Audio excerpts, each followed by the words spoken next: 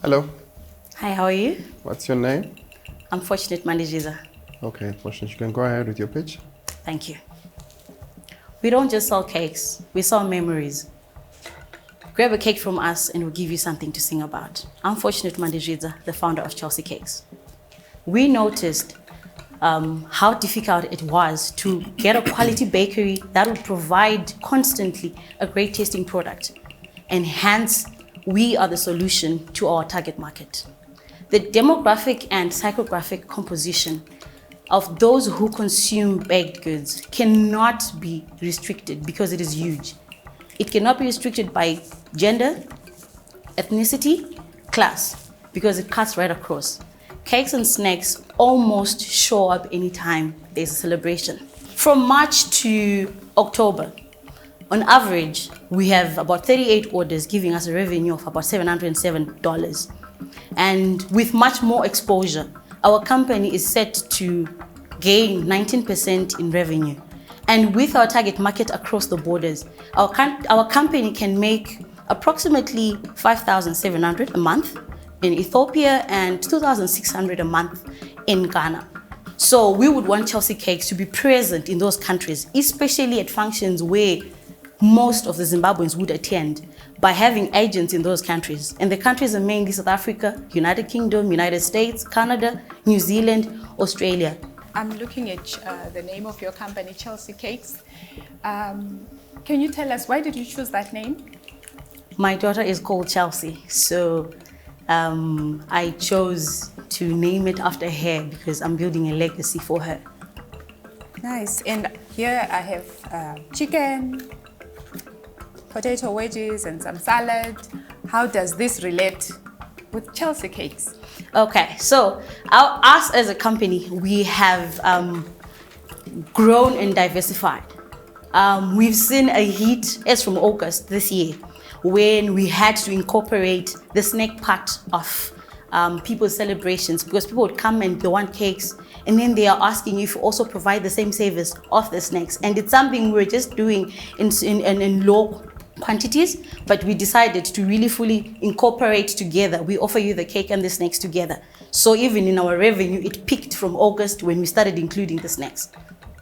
Fortunate, your setup in Ethiopia, Ghana, is the franchise setup or you want to be running them? And what is the kind of investment if you're setting up there? It's a franchise per se. And with the three countries I've mentioned, as far as the investment is concerned, they have not set, from my research, there's no set platform to say, start with this particular investment in the country. Like for instance, in Ghana, it's the easiest and they offer straightforward procedures and even offer you free document. I mean, in your plan? Yes. How much would it be to set up there? Unfortunately, I had not done the cost of how much it cost me to set up there, because it's I wanted to set up as franchises, so I'd not gotten to that information. Do you think you can get the people to take up the franchises there? Yes. Are you able to mass produce these things without compromising on quality? With the correct infrastructure and everything, yes. How's your market here in Bulawayo? Let's start with Bulawayo and your competitors here in Bulawayo. With the competitors and my market in here in Bulawayo, it's a bit stiff, the competition, because there are quite a number of bakers now. But I do have quite a market, like for example, September, we had about 66 orders coming through in September, compared to when we started doing bookkeeping in March, we had about 30. Personally, I think I'll say you haven't developed enough, even locally, for you to be able to manage and export a location. I'm not getting clearly what is your product proposition. What's unique about your product for you to go and sell in an export market? It's not coming out. So for me, I do not see how your export potential at the moment. So for me, to be a no. Okay, so I'm excited about the passion that you exude. Even when you're talking about your product, you can tell that you are really in sync with your business. I like the fact that you have done some research. I like the fact that you are a learning organization. My advice to you would be to leverage on outsourcing, especially on the bookkeeping side. You want to have your figures in check. Yes. I'll give you a yes. Thank you. Fortunate. For me, the cupcake that I tasted and the biscuits I'm seeing, to be very honest, it's similar to what I taste every day. I must be very, very honest with you. I don't see anything different with your product to what I have eaten before. I think it's good that you've got the passion. Big up to women in business, and I wish you the best of luck, but for me it's a no. Thank you. I think basically we're saying go and develop yourself in the local market, then come next year and then we can see where you'll be, and then you give us better figures, because you only gave us figures for August, so it's difficult for us to make a decision on that. And as Mr. KARIMAZONDO has said, the cakes that you're giving us for now, we're not sure whether they can do well in an export market if they cannot do that well now. So you need to grow that in that business, and next year come back and show us what you have done, so then we can then see from there what you have learned and what's the way forward. All right.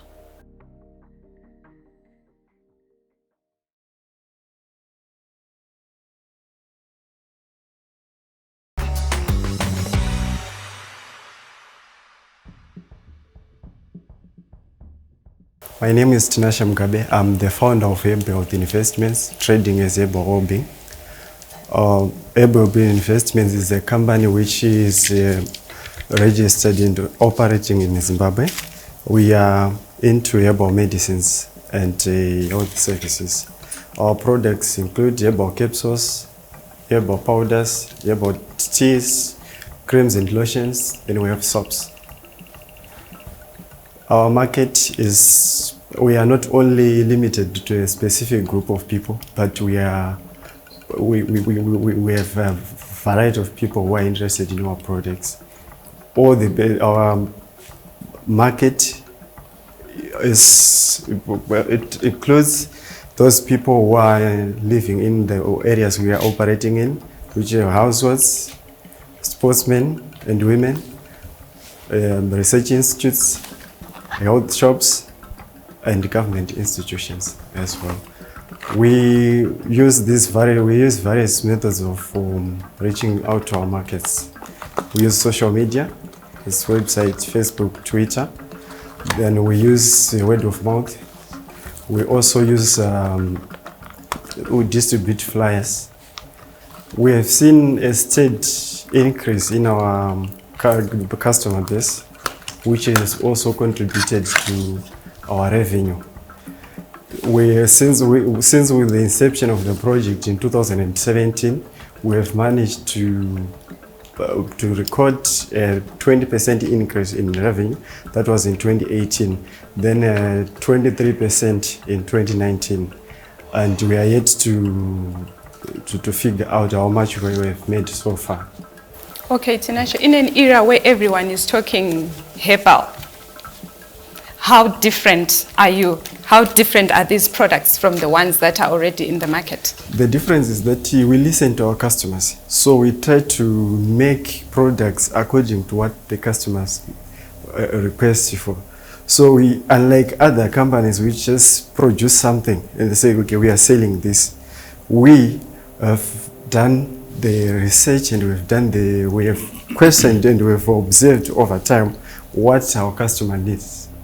Is it registered? You've been cleared by the pharmaceutical. Is it registered? We are registered and licensed by the Traditional Medical Practitioners Act. TINASHE, are you the owner of this business? Yes, I am. How many are you in your team or your management team? In a management team, we are 4. In terms of when you started the business in 2017, what was your starting capital? We started 2017. That's when we finally kicked off to the market. But we have been operating as a home-based before, a home-based enterprise. We invested 3,000 US to start off with. Yes. All right. And turnover in 2017, yearly turnover. What were we looking at? We started in September. So 2017. Our annual revenue, that was from September 2017 to September 2018. The annual revenue was 23,000. Okay, until September 2018. Yeah. It was 23,000. Yes.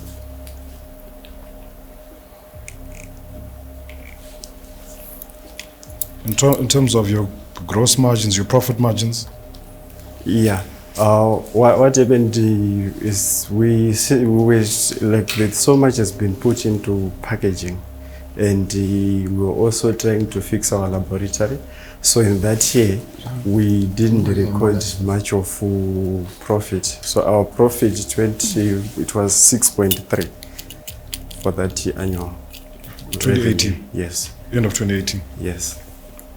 All right, you spoke about registration and certification in Zimbabwe with the traditional medical practitioners. Medical practitioners. Cancer, yes. In terms of export into other regions, South Africa or even Europe. Yeah. What are the requirements from them? Have you researched on that?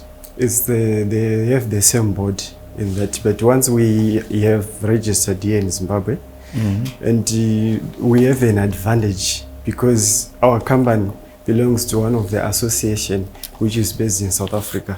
So these guys, they wanted us to supply raw materials. Then we said, no, we can't supply you with raw materials, but we would rather make the product here, then we export the product. I'm not convinced. There are a lot of players in the herbal field, and it's not my forte. So for me, it's a no from me. But I wish you the best of luck. Thank you. Tinashe, I'll be very honest with you. I like the fact that you are going herbal. I mean, this is the future. Everybody wants to move away from the toxins and get into what you're doing.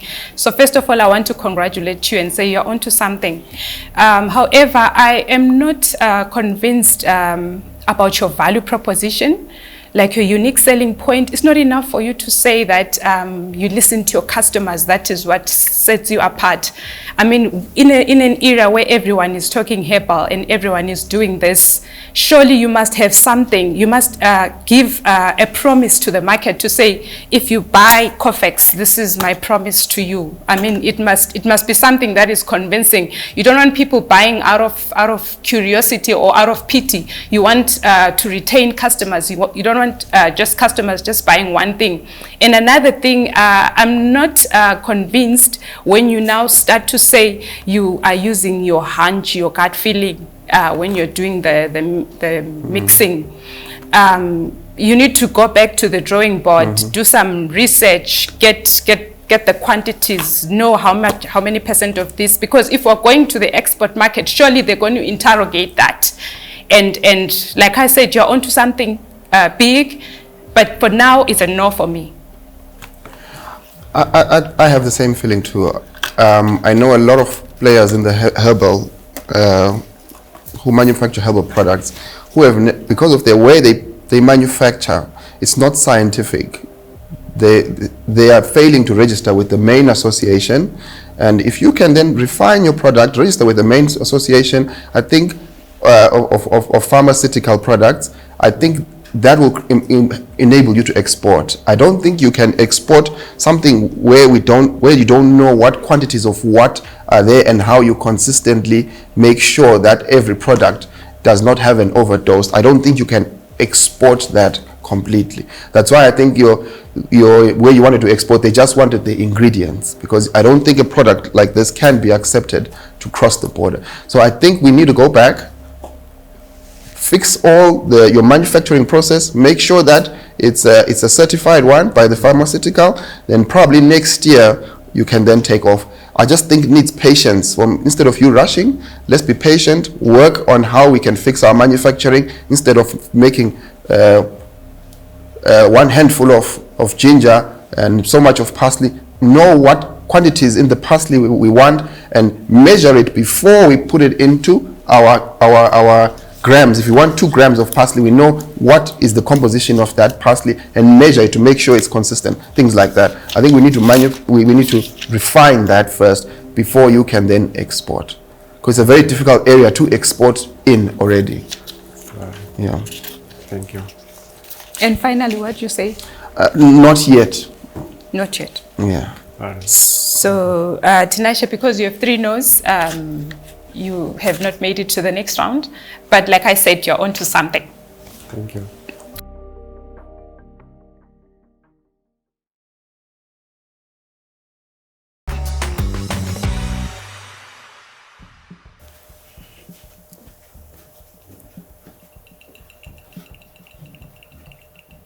Good morning, judges.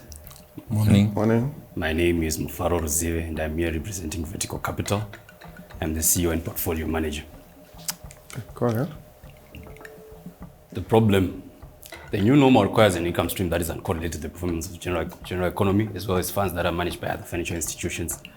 For the past 2 years, we witnessed 2 major changes in the form of a rapid depreciation of the Zimbabwean dollar, as well as loss of income from the halt of the operation of the real economy as a result of COVID-19 lockdowns. This led to poor fund performance in real terms for investment and pension funds in the country. We all know that there are a couple of investment funds that are being run in the country, and according to my research, it shows that they lost a huge value during the past 2 years because of the depreciation of the Zimbabwean dollar. And people also lost the values of their pensions as well as the purchasing power of their money as a result of inflation. So what's the solution? Vertical Capital is an emerging fund manager with a focus on global financial markets. We have developed quantitative investment models that we use to support our decision making when we make investment decisions in order to generate a rate of return that is consistent and uncorrelated to the performance of the economy as a whole, as well as funds that are managed by other financial institutions. So the quantitative models that we have developed, we apply them when we are investing in this fund. We haven't really started though, but it's still a framework that we are working on. We are building a track record, and we're also back testing how the model works. So where does the value come from? We invest in currencies, commodities, equity, and equity index futures. Equity index futures like your ZHOU index, there will be futures contracts that are linked to the ZHOU index. That's where you invest in. Currencies, we've got currency pairs, GBP, USD, the Swiss franc to the United States dollar. So these are some of the areas where we derive a rate of return. So basically, this is what I'm focusing on with this company. This is my vision. I develop quantitative models, and this is the most recent model that I have developed. Some models I created them, and then after back testing, they didn't perform as much as I wanted. But so far, this is the best model that I've come up with. It is a model that I look to move forward with in creating a system that can help Zimbabwe in the region as a whole in creating income that's uncorrelated to the performance of the economy, as well as uncorrelated to the funds that are being managed by other financial institutions in each country. I thank you. Any questions? I'm Faro. Yes. Hello. What platform are you doing that model on? I'm using Microsoft Excel. I like building models from scratch. I don't like using programmable software or any other things that are predetermined. So I always use Microsoft Excel when I create my model. So I created this one from scratch by seeing how the markets work, and also some prior research that I did, piecing up the information and coming up with an investment model that works like this. So here you've never really invested any amount. I haven't invested any amount. And then on your back test there, you didn't put a graph to show us what your investment decision was versus the back test? Versus the back test. Yeah. As in, I didn't get the question. You were saying your model was determining the currency movements. We can't see the graph of what your model was doing versus what actually happened. Actually happened. Yeah. You mean as in getting the rate of return of the USD CHF itself? No, as a what you benchmark? predicted versus what was actual, simply put. Oh, okay. These are the actual things that happened. Yeah, what had your model predicted? As in trade signal. Unfortunately, I didn't put the actual trade, the buy sell recommendation. I just created a graph that came. But actually, when you're at this point, when you apply the model, right, it generates, say, a buy signal, right? And then when you put a buy recommendation, when you put it onto the system or when you invest via a broker, right, the results then come up, and then the rate of return is then calculated like this. Right, so the rate of return. Yeah, it was the recommendation didn't go in the right direction, but then if you look at the smooth returns, it generally shows that it's an upward trend. Mufaro, what's your background? My background, I'm an actuary by profession, and I also did investment management and financial economics as an honors degree. So by profession, I'm an actuary. Where did you train for the... Pardon? Where did you train? I was in South Africa. I trained at the University of the Free State in South Africa. Okay. Yeah. How's the competition? Who else is doing this? How unique is this, is your model, as opposed to what other venture capitalists are doing in Zimbabwe? So far, my research, I tried to look at what's happening in Zimbabwe. I haven't really seen someone who really does something like this on a global perspective, trying to gain value from currencies, commodities, equities, and index futures. Though if you go to advanced economies like, if you go to South Africa, there are some financial institutions that do this. If you go to America, America is the home of where you find such systems. There are a lot of people who are doing trading, but what MUFARO is selling is that he's got a model that shows what almost like predicts. Yeah. Okay. MUFARO, when did you start developing these models? I started last year. Yes. I was employed at a financial institution in Zimbabwe, and then during my probation, they then cut my probation. So after I did that, I realized I've always had a passion for financial markets.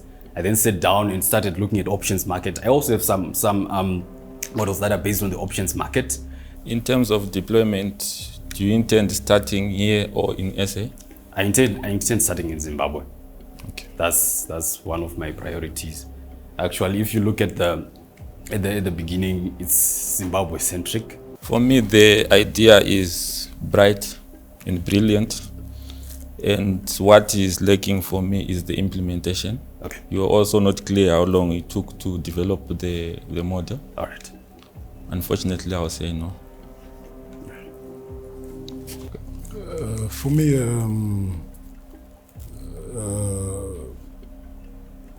I'm not a financial guru, but it sounds interesting. I think you're passionate about what you're talking about. So for me, it's a yes. Thank you. I think it's brilliant. It's very intelligent, it's innovation. As long as you're not stealing anyone's ideas and it's your genuine ideas, you're building from Excel, I think it's a brilliant, it's one of the best things I've seen, and I'm going to give it a big yes. Thank you. Yeah. Okay, I think you got 2 yeses, so you're going to go into the next round. Oh, thank you very much. Congratulations. Thank you. Yeah.